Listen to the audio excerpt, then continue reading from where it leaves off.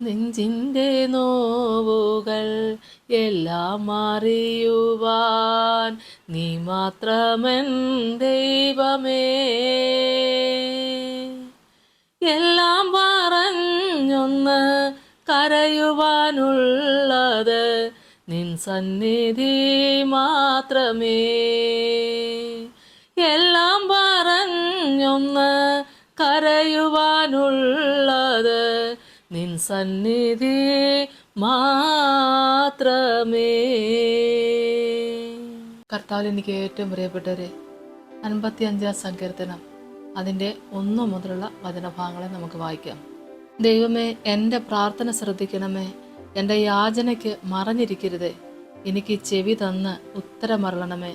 ശത്രുവിൻ്റെ ആരവ നിമിത്തവും ദുഷ്ടൻ്റെ പീഡ നിമിത്തവും ഞാൻ എൻ്റെ സങ്കടത്തിൽ പൂർത്തിയില്ലാതെ ഞെരുങ്ങുന്നു. ദാവീദ് രാജാവിൻ്റെ ഒരു പ്രത്യേക പ്രാർത്ഥനയാണിത്. യഹോവയ്ക്ക് വേണ്ടി തന്നെ സമർപ്പിച്ചത്. ദൈവത്തിൻ്റെ ആത്മാവ് കൂടെ ഉണ്ടായിരുന്നുകൊണ്ട് ഏറെ കർത്താവിന് വേണ്ടി പ്രവർത്തിക്കാൻ ഇടയാകുമ്പോഴും അതേപോലെ ഒരുപാട് പോരാട്ടങ്ങളുടെ നടുവിലൂടെ യഹോവയ്ക്ക് വേണ്ടി പ്രവർത്തിക്കാൻ ഇടയാക്കിയ ഏറ്റവും വലിയ നന്മയെ നമുക്കവിടെ കാണാനും ഇടയാകുന്നുണ്ട്. അദ്ദേഹത്തിൻ്റെ ശുശ്രൂഷയിലുണ്ടാകുന്ന പോരാട്ടങ്ങളേറെ.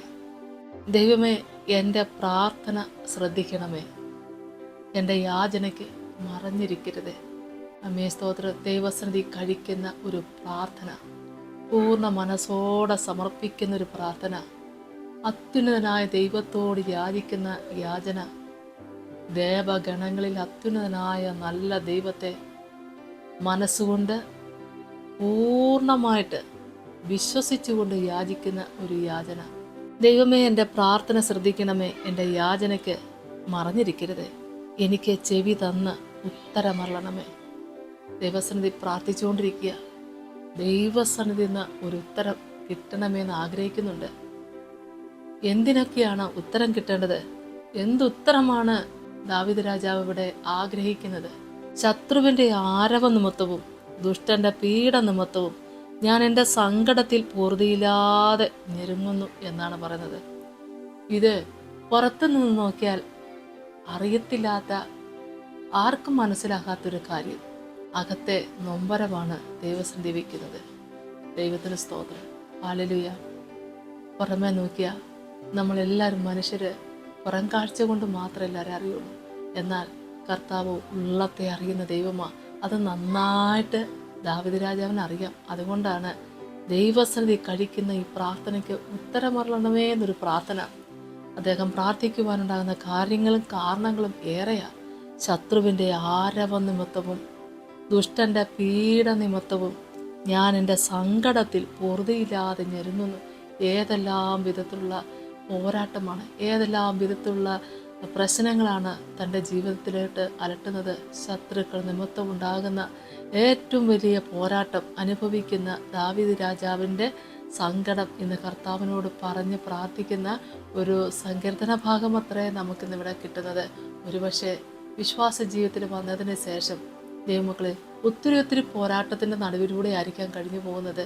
മാത്രമല്ല, ഇന്ന് യാദൃശ്യമായിട്ടാണെങ്കിൽ പോലും ഇന്ന് ഈ ശുശ്രൂഷ കൂടാൻ ഒരു അവസരം കിട്ടുന്നുണ്ടെങ്കിൽ ഒരുപക്ഷെ ദൈവമക്കളെ ചിലപ്പം മനസ്സുകൊണ്ട് ഓർക്കുമായിരിക്കും, ഇതെനിക്ക് വേണ്ടിയുള്ള ശുശ്രൂഷയായിരുന്നു.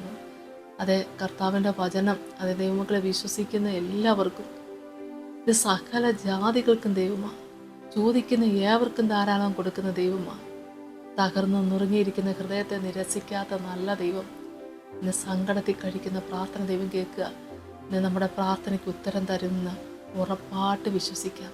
ഉറപ്പായിട്ടും നമ്മുടെ ഉള്ളിലെ വേദന അറിയുന്ന കർത്താവിൻ്റെ സന്നിധിയിലാണ് നമ്മൾ കഴിക്കുന്ന ഈ പ്രാർത്ഥന. ഉത്തരം തരാതെ പോകത്തില്ല. ആമേ സ്തോത്രം. ഈ ദൈവം പ്രാർത്ഥനയ്ക്ക് ഉത്തരം നൽകും. ദൈവമക്കളെ, ഉത്തരം നേടിയെടുത്ത മക്കളേറെയില്ലേ? നമ്മുടെ പ്രശ്നങ്ങളുടെയൊക്കെ നടുവിൽ കരഞ്ഞ് പ്രാർത്ഥിച്ച വിഷയങ്ങൾക്ക് ഉത്തരം ദൈവം തന്നിട്ടില്ലേ? ഇപ്പോഴും കരഞ്ഞ് പ്രാർത്ഥിക്കുന്ന വിഷയത്തിനകത്ത് ദൈവം പ്രവർത്തിക്കുമെന്ന് ഒരു വലിയൊരു വിശ്വാസം നമുക്കില്ലേ? വിശ്വസിക്കുന്നവർ ദൈവമഹത്വം കാണും. ദൈവമക്കളെ, നമുക്ക് പ്രാർത്ഥിക്കാം.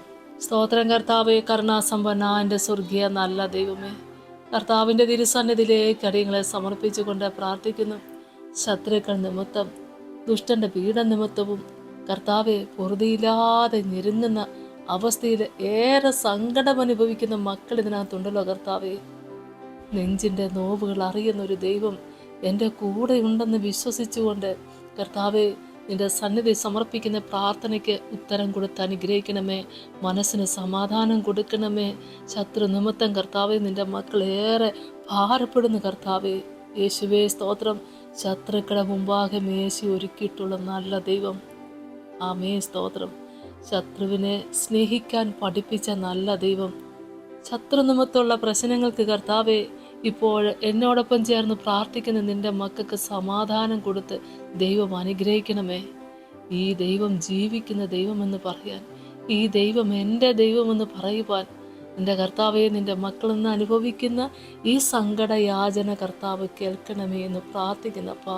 എൻ്റെ പ്രാർത്ഥനയ്ക്ക് ദൈവം ഉത്തരം തരുമെന്ന് വിശ്വസിക്കുന്ന മക്കൾ, ഹല്ലേലൂയ സ്തോത്രം. സഭയുടെ നടുവിൽ എഴുന്നേറ്റ് നിന്ന് യഹോവ എനിക്ക് വൻകാര്യങ്ങൾ ചെയ്തിരിക്കുന്നു പറയാൻ തക്കണം ദൈവം സഹായിക്കണമേ. നിന്റെ മക്കൾക്ക് ഭവനത്തിനകത്തും പുറത്തും സ്വർഗീയ പിതാവേ അവിടുത്തെ ദൂതഗണങ്ങൾ കാവലായിരിക്കണമേ എന്ന് പ്രാർത്ഥിക്കുന്നു. മാനസികമായി ഭാരങ്ങളും പ്രയാസങ്ങളും അനുഭവിക്കുന്ന നിന്റെ മക്കൾക്ക് കർത്താവെ സമാധാനം കൊടുക്കണേ. പിതാവിൻ്റെയും പുത്രൻ്റെയും പരിശുദ്ധാത്മാവിൻ്റെ നാമത്തിൽ തന്നെ ആമേൻ. യേശുവേ സ്തോത്രം.